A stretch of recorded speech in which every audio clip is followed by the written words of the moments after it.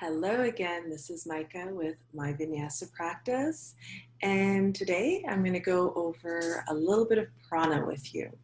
This is a very vast topic, so we're just going to touch on a little bit of this in this Ayurvedic section. I love Ayurveda. I'm an Ayurvedic practitioner, and honestly, it's changed my life. So I do definitely suggest you go deeper into the practice and learn more about it. So just to begin, we're going to talk about food as prana.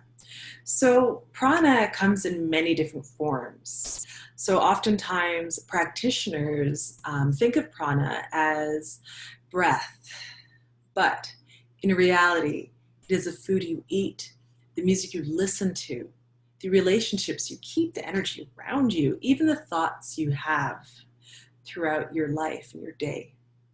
Yeah. So prana is designed to help us build up and help us maintain healthy functions in life. So in Ayurveda, foods that are high in prana, that are rich, that are vibrant, that are full of light and nutrient dense, the moment a food is separated from its pranic source, from the source, it begins to lose nutrients. So, of course, it's best to have it, right fresh from the garden, or as soon as you buy your groceries, eat them right away. So for that reason, Ayurvedic diets rely on fresh, unprocessed food sources that are vibrant and are high in vital energy, high vibration. And this is also one of the reasons why they say don't even eat leftovers. And one very high pranic food I want to share with you very quickly as an Ayurvedic practitioner is mung beans. These are amazing. I suggest sprouting them, soaking them in water overnight, draining it, and just let it sit. And they sprout so quickly and are so high in prana. One of the highest pranic foods apparently in Ayurveda. So we're just going to go over a very brief overview of the three main doshas and the type of diet a person might consider adopting if they fall into one of these categories. Although the thing with Ayurveda, we are a little bit of, many different doshas, but we typically primarily have a main one or two. I am very vata, but I do definitely have characteristics of pitta and kapha. So I'm kind of more so vata, kapha. So anyways, let's get into vata, my constitution. So to begin, so a person like me, thinner, typically ectomorph. So to pacify a vata, one should definitely avoid light, dry, crisp foods, perhaps like the bag of Roots Terra chips I got today that were delicious. But what are you going to do? You have your cravings. So bitter and astringent foods along with hot, pungent foods should also be avoided, which is challenging because I'm Caribbean and I love Scotch bonnet pepper.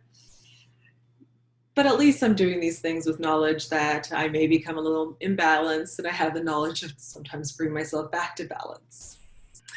So for me and for other vatas, the best way to pacify our dosha is to eat foods that are more kapha.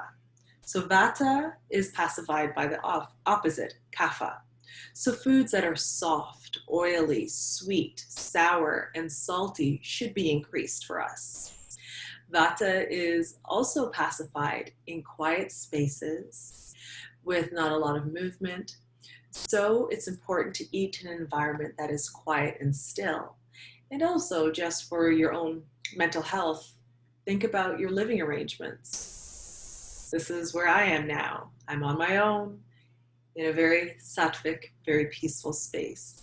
I know to pacify my vata, I need to be in a very, very chill spot because I could be like this otherwise. So moving on to the second dosha, pitta. So to pacify pitta, one should avoid spicy, astringent, bitter, pungent foods. So pitta is more fiery, right? So we typically want to do the opposite. So Vata, going back to them, is more air and ether. We tend to be a little bit of all over the place sometimes, so please be patient with me. So coming back to Pitta. So crisp, dry, and brittle foods should also be avoided. So grounded foods such as root vegetables are very good, figs, tree nuts, and substantial amounts of green vegetables. Excellent.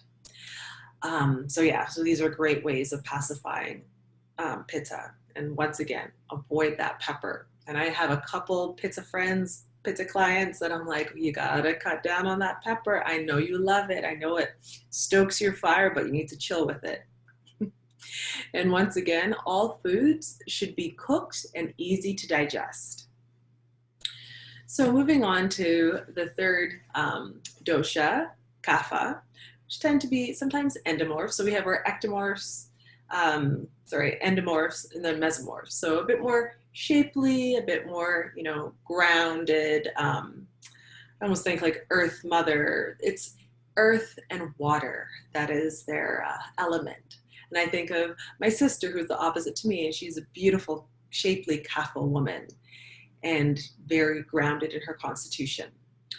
But as a wonderful kapha person, one really should avoid the sweets, sour, and salty tastes. One should favor lighter foods that are warm opposed to heavy, cold, or hot, or even oily foods, especially cold, because kaphas tend to be on the bit of the colder side already because their constitution is more earth and water. So kaphas can eat light meals that are easy to digest, not too cold, and supported with whole grains, which is very important. And once again, high pranic foods are things that are less processed. So you want whole grains. Think of what looks more natural, right? So if a person is in balance, they might be considered eating a sattvic diet, very light, airy, high in prana. A sattvic diet leverages foods that are pure, essential, natural, vital, and energy rich. So sattvic diets typically follow the seasons and are vegetarian to adhere to ahimsa, which means nonviolence or do no harm.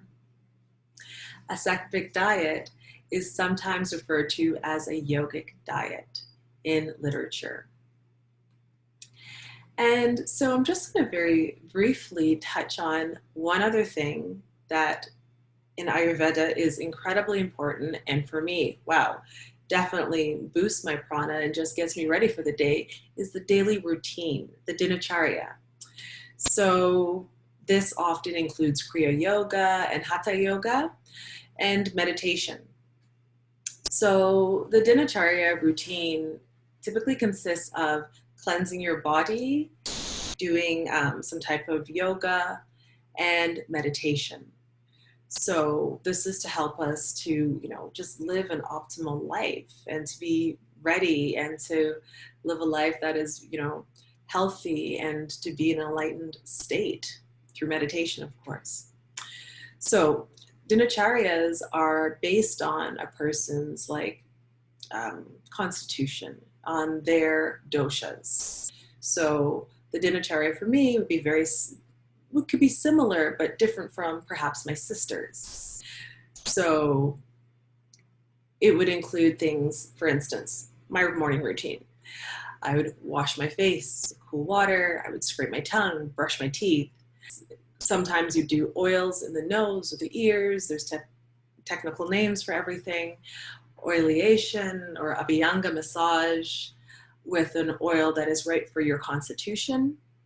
And of course, a pranayama, which would be excellent for your constitution, meditation, and then do some yoga.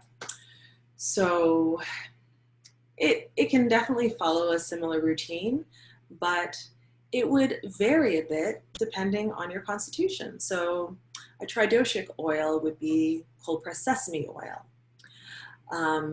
So that is one of the oils that I use. But a very good oil for perhaps a kapha person could be, I don't know, mustard seed oil sometimes, something that's heating. Or for a pitta person, could be maybe almond oil or even coconut oil because they tend to run a little bit warmer. So it definitely depends on who you are, your constitution, and it always helps to actually work with a practitioner to really understand your dosha and your constitution properly. And we really just kind of skim the surface in this course. And if this is something that really resonates with you, I definitely suggest going deeper into this practice. So yeah, it definitely depends on person once again. And in Ayurveda, different special oils, teas, and herbs might also be prescribed to help balance your constitution. And yeah, it's a powerful practice. And unfortunately, in some states, it seems that, Ayurvedic practitioners or Ayurvedic doctors are not licensed to prescribe things. So it's very important that you do work with somebody that can, prescribe things for you, and that you're very mindful with your consumption of different herbs and practices, perhaps. So yes, good luck with the homework. Maybe do a little self-assessment to see what dosha you think you're leaning towards and explore this deeper. This is a beautiful way to root you in your body, mind, and spirit first thing in the morning by having a dinacharya practice. It's definitely changed my life and it has shifted things immensely. So hope this was helpful for you and have a beautiful day.